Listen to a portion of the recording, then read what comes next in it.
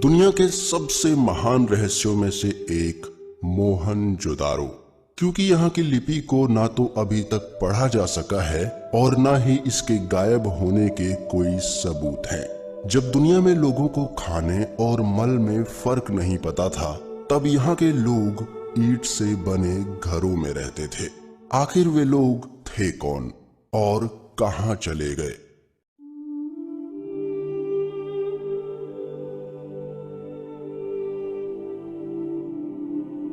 ऐसा लगता है वो लोग अपने वक्त से बहुत आगे थे। पत्थर और तांबे से बने पाइप्स और हंडिया और मिट्टी से बने सुंदर बर्तन, जिनसे शायद आज भी उस दौर के खाने की महक आती होगी। सर्दियों के लिए आतिशदान, रोशनी के लिए दिए और पानी को जमा रखने के लिए मिट्टी के बने बड़े बड़े घड़े।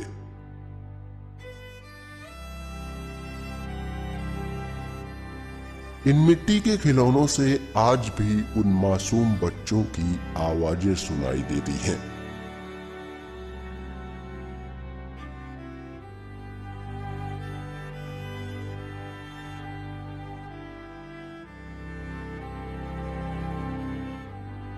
उस शहर के औरतों के गहनों की खनक आज भी मोहनजोदारो की गलियों में गूंजती होंगी।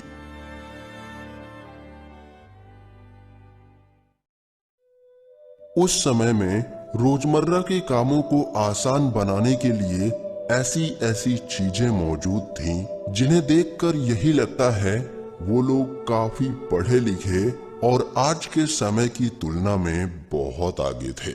इतनी महान सभ्यता आज अगर होती तो सोचो इंसान आज कहाँ होता।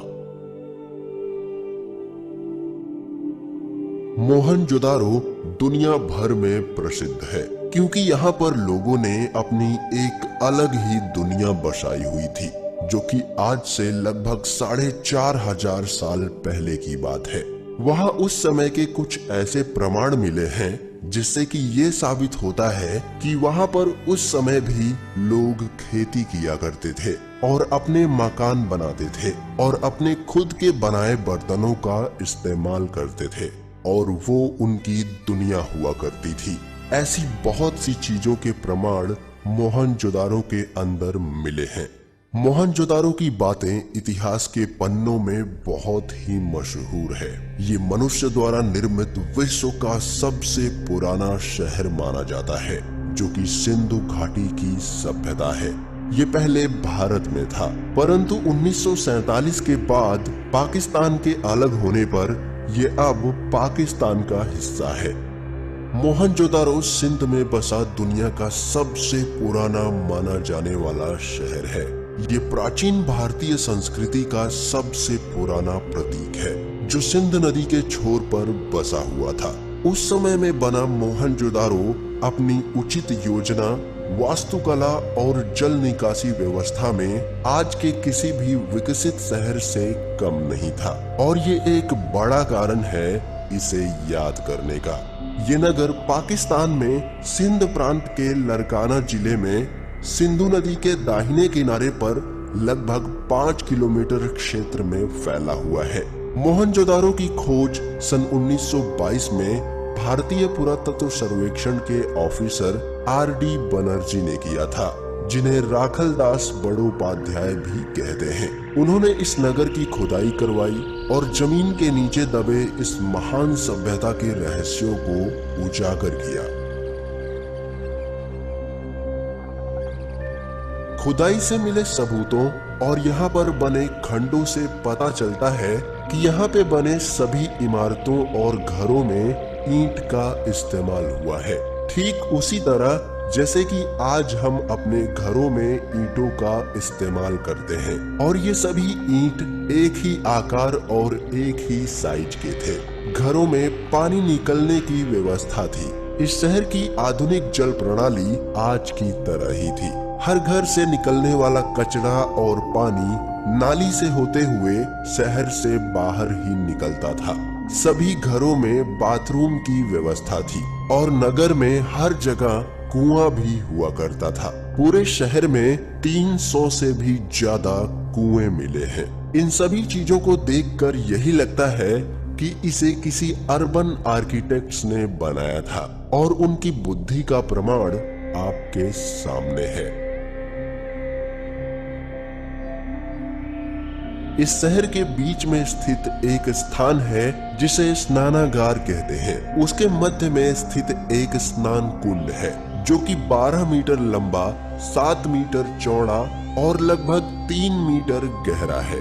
ये स्विमिंग पूल मोहनजोदारो के आकर्षण में से एक है। ये ग्रेट बाथ शहर के केंद्र में स्थित था। ऐसा माना जाता है कि यहाँ पर लोग अपने शुद्धिकरण के लिए जाते थे।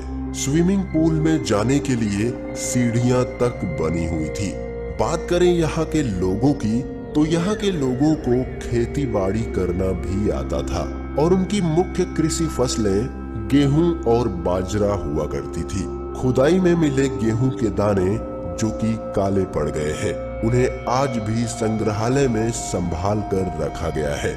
यहाँ पर खाद्य सामानों को रखने और बेचने के लिए एक विशेष प्रकार का भंडार घर हुआ करता था। यहाँ लोग अनाज के बदले में दूसरी खाने पीने की चीजों का लेन देन करते थे। एक तरह से इसे बाजार भी कह सकते हैं। इस शहर की जब खुदाई की गई तब एक खास बात सामने आई कि यहाँ पर कोई महल, मंदिर और स्मारक के निशान नहीं पाए गए। इतिहास ने हमें जो सबूत दिए उनसे एक बात सामने आती है कि मोहनजोदारो में कोई राजा रानी या किसी सरकार का अस्तित्व नहीं था। यहाँ के लोग शासन, विनम्रता और स्वच्छता को अधिक पसंद करते थे।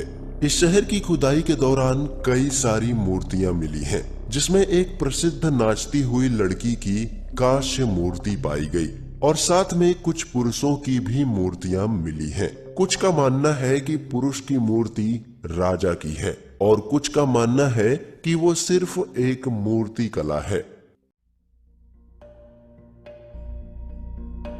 मोहनजोदारो से प्राप्त एक सील पर 3 मुख वाले आदमी यानी पशुपतिनाथ की मूर्ति भी प्राप्त हुई है।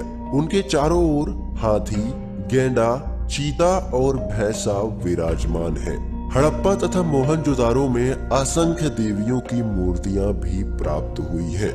ये मूर्तियां मातृ देवी यानी धरती माँ या प्रकृति देवी की हैं। शोधकर्ताओं का मानना है कि वे लोग प्रकृति की पूजा करते थे। प्राचीन काल से ही मातृ या प्रकृति की पूजा भारतीय करते रहे हैं और आधुनिक काल में भी कर रहे हैं।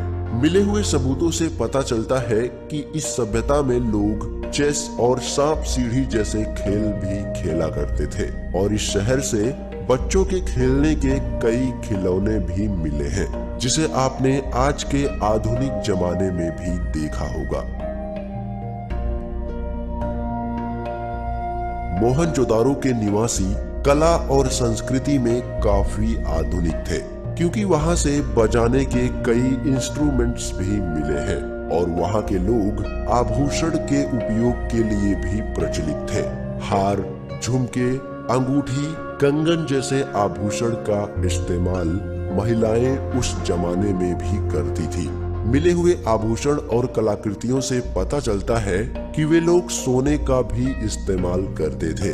पाए गए सभी आभूषण आज भी संग्रहालय में सुरक्षित रखे गए हैं।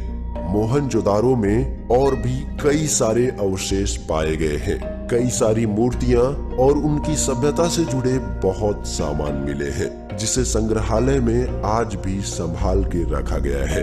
ये सारी मूर्तियां और अवशेष दुनिया के इतिहास में काफी ज्यादा मायने रखती है। इसकी खोज में कई इतिहासकार और खोजकर्ता वर्षों से जुटे हुए हैं, लेकिन फिर भी मोहनजोदारो की लिपि और इसका पतन आज भी दुनिया के लिए एक रहस्य है। इतिहास भी आज तक किसी नतीजे पर पहुंच नहीं पाया कि ऐसे महान शहर का अंत कैसे हुआ। इस शहर का अंत कुदरत के किसी संकट जैसे कि बाढ़ से हुआ या किसी भूचाल से या फिर दूसरे देश के लोगों ने इस शहर पर आक्रमण करके यहाँ के सभी लोगों को खत्म कर दिया। इन सारे सवालों के जवाब इतिहास के पास भी मौजूद नहीं है। इतने पुराने जमाने में भी ऐसा विकसित शहर हुआ करता था, ये सब के लिए एक आश्चर्य की बात है।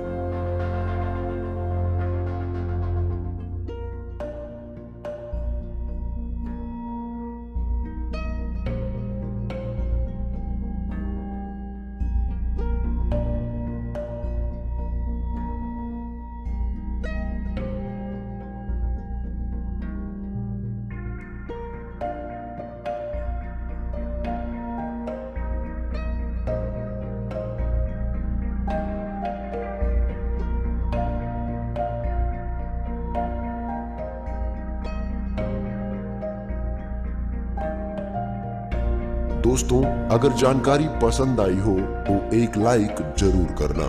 फिर मिलेंगे एक नए वीडियो के साथ। तब तक के लिए नमस्कार, जय हिंद।